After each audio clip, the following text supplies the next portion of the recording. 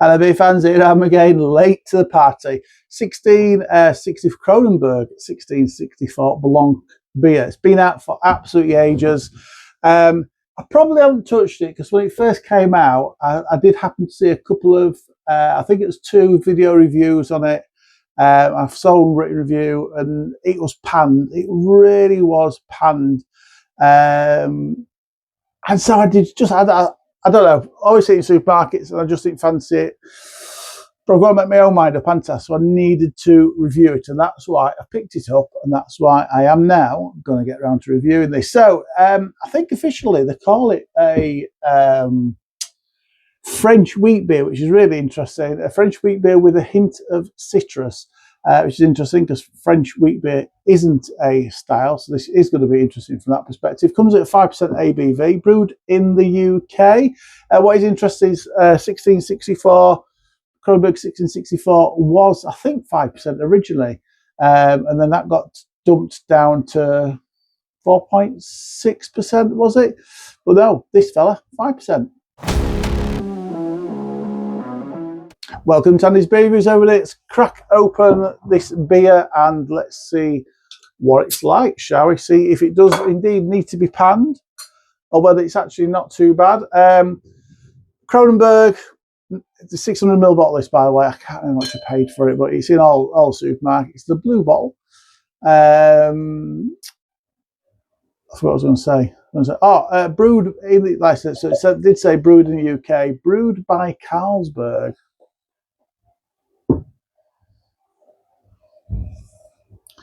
Now, I'm pouring it, and it's a supermarket beer, so we don't talk about the look of it or the aromas or anything like that. We just got a beer that we want to drink. I am getting quite a nice wheaty, citrusy, wheaty aroma off it just from the pour. So whilst I was thinking this ain't going to be that good, actually, on the pour and on the aroma I'm getting from the pour, it doesn't actually smell too bad. It probably smells quite similar to what I was expecting. I'm not expecting, what am I expecting? I'm expecting a little bit of wheat flavour to come through. It's a wheat beer, so I'm expecting potentially some banana and clove or coriander, and that little bit of citrus to come through. But I don't want that citrus to hide any of that wheat beer flavour. I just want it to be a little bit of a hidden depths. I want a little bit of citrus. That's what I want. Checking. I keep thinking I've not switched the microphone on, and I have. So without further ado, let's try it after all this time. Cheers, everybody.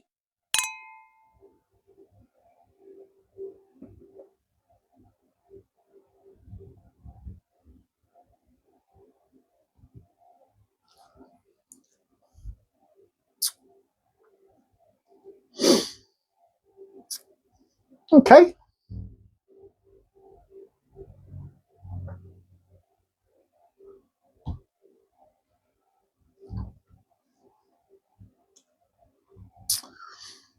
Whoa. So I'm not serving this cold. In here at the moment it is 11.4 degrees. So it's not dulling any flavours, any of the aromas, which is quite nice. As much as possibly can come out of the beer is coming out of it. It's not too bad. It's refreshing. There's a little bit of wheat flavour coming through.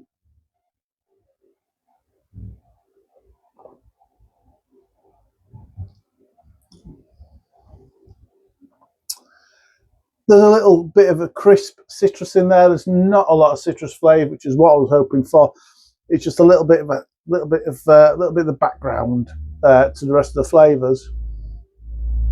I am even picking up, a little bit of the light coriander flavour, a little bit of light spiciness in there. I don't think it's that bad.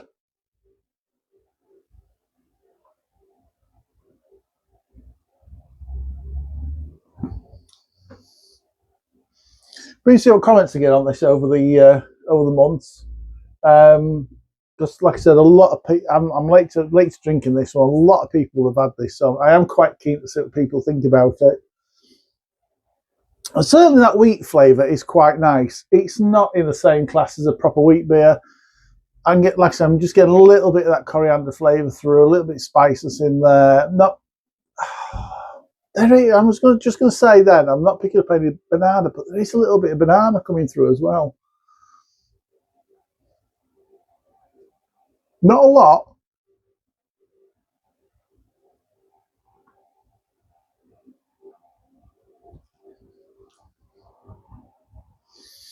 It is a really smooth beer. It is really nice, and there's a light, um, a light sweetness. I thought at first it was maybe going to be a little bit too sweet for a wheat beer, but I don't think it is. It tastes like a kind of commercial wheat beer, and this is what they would do to commercial wheat beer is that had way too much sweetness to it. I think in Leffy, I always find Leffy way too sweet for what it's supposed to be. And I've done the same with this. And it's not a craft beer. They can't say not put time and effort into it. They have done, but it's just because it's mass produced, it just for me loses a little bit on the quality.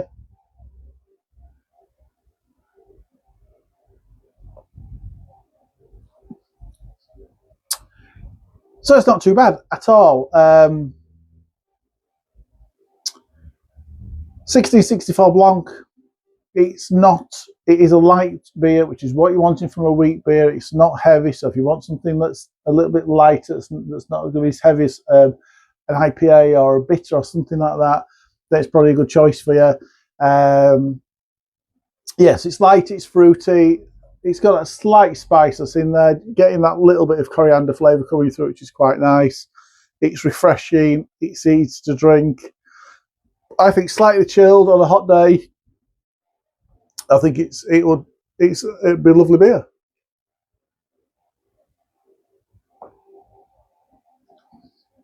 Carbonation's quite nice, so I think it would appeal to lager drinkers.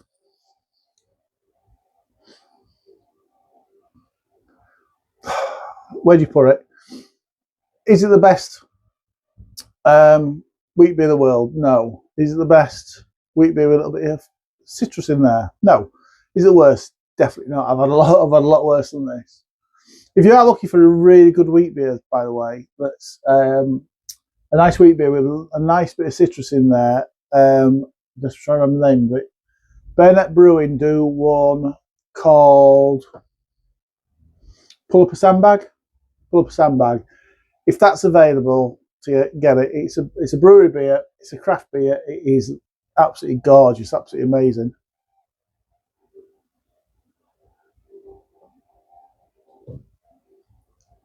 But I think they've gone the right way with this. It's a light citrus. I can taste the wheat. I can taste that wheat beer flavour. I think some people are put off by the fact it's not Kronenbourg anymore, it's Carlsberg. People are probably pissed off by the fact that 1664 has been reduced in ABV. Why they're producing a wheat beer? Because actually, what they can produce isn't too bad.